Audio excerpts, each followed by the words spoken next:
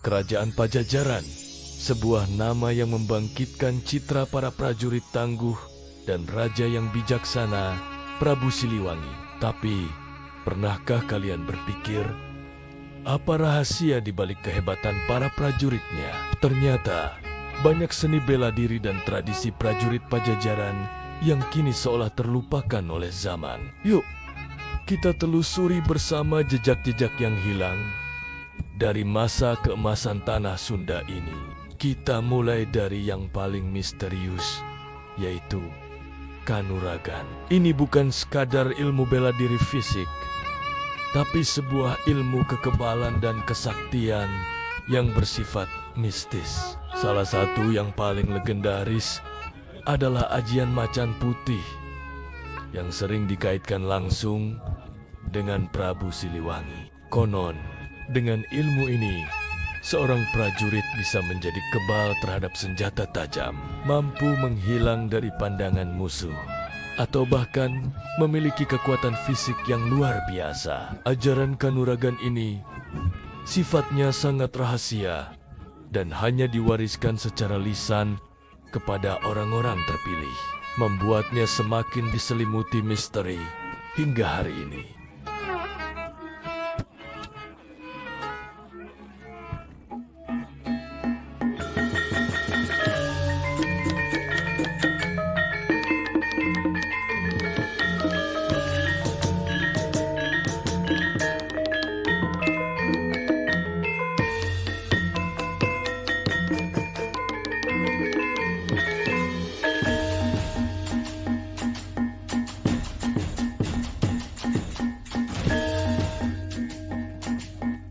Setiap gerakan tidak hanya efektif untuk melumpuhkan lawan, tapi juga syarat dengan filosofi dan nilai-nilai luhur. Inilah warisan hidup yang terus dijaga oleh para pendekar hingga detik ini. Para prajurit Pajajaran juga dikenal sebagai ahli dalam menggunakan berbagai jenis senjata. Naskah-naskah kuno seperti Carita Parahyangan mencatat adanya pasukan-pasukan khusus dengan keahlian spesifik. Ada yang disebut prajurit Pamarang. Mereka adalah unit elit yang sangat mahir memainkan pedang dengan kecepatan dan ketepatan mematikan. Lalu, ada prajurit Pamanah, pasukan pemanah yang akurasinya ditakuti lawan. Mereka mampu melepaskan hujan anak panah dari jarak jauh dan mengubah jalannya pertempuran. Penguasaan senjata ini menunjukkan betapa terorganisirnya sistem militer Pajajaran saat itu. Kekuatan militer Pajajaran tidak hanya soal perang. Ada sebuah tradisi unik yang disebut Kurawera Bakti. Ini adalah sebuah sistem evaluasi yang diadakan oleh Prabu Siliwangi setiap 8 tahun sekali. Raja akan mengundang para pemimpin dari berbagai daerah bawahan untuk berkumpul. Tujuannya bukan hanya untuk unjuk kekuatan militer, tapi untuk mengevaluasi hasil panen dan membahas kesejahteraan rakyat. Tradisi ini menunjukkan visi Prabu Siliwangi yang luar biasa, bahwa kekuatan sejati sebuah kerajaan tidak hanya terletak pada ujung tombak prajuritnya, tapi juga pada lumbung padi yang terisi penuh dan keharmonisan antara pemimpin dengan rakyatnya. Di balik kekuatan fisik dan strategi perang, ada fondasi moral yang sangat kuat yang menopang seluruh sendi kehidupan di Pajajaran, termasuk para prajuritnya. Fondasi itu adalah Kitab Siksa Kanda Karesian. Kitab ini bukan sekadar aturan, tapi sebuah pedoman hidup yang berisi ajaran tentang etika, moralitas, dan tata krama. Ketaatan pada ajaran dalam kitab inilah yang membentuk karakter prajurit Pajajaran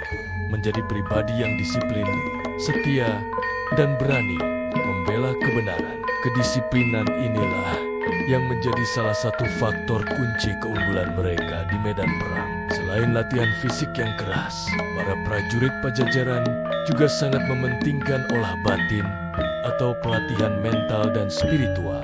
Mereka percaya bahwa kekuatan sejati berasal dari hati yang teguh dan jiwa yang tenang. Berbagai ritual, meditasi, dan ajaran spiritual diajarkan untuk membentuk mental prajurit agar tidak gentar menghadapi musuh sekuat apapun. Keberanian mereka bukan keberanian yang buta, tapi keberanian yang lahir dari kesadaran spiritual yang mendalam dan keyakinan untuk membela tanah airnya.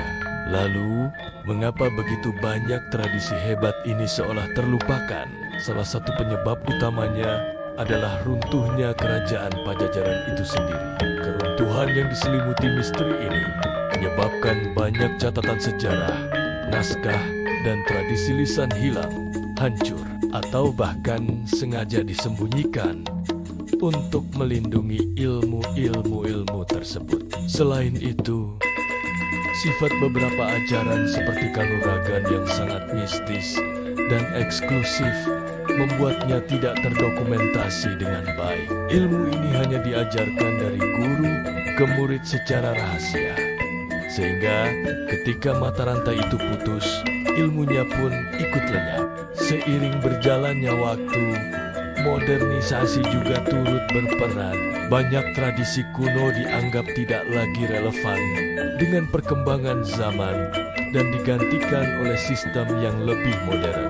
Namun, bukan berarti semua warisan itu hilang selamanya.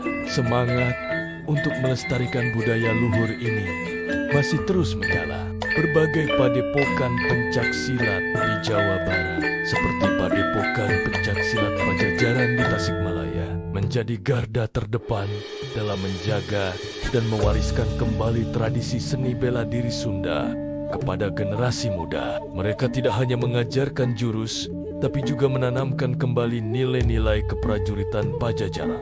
Jadi, meskipun banyak yang telah terlupakan, jejak kehebatan prajurit Pajajaran masih bisa kita temukan dan pelajari. Dari aliran pencaksilat yang terus hidup hingga semangat dalam naskah-naskah kuno. Mempelajari warisan ini bukan hanya soal nostalgia, tapi tentang menemukan kembali jati diri dan nilai-nilai luhur bangsa kita. Terima kasih sudah menyimak perjalanan kita menelusuri jejak prajurit Pajajaran yang terlupakan. Jika kalian suka dengan konten seperti ini, jangan lupa untuk like, komen, dan subscribe agar kita bisa terus mengungkap misteri-misteri sejarah Nusantara bersama-sama. Sampai jumpa di video berikutnya.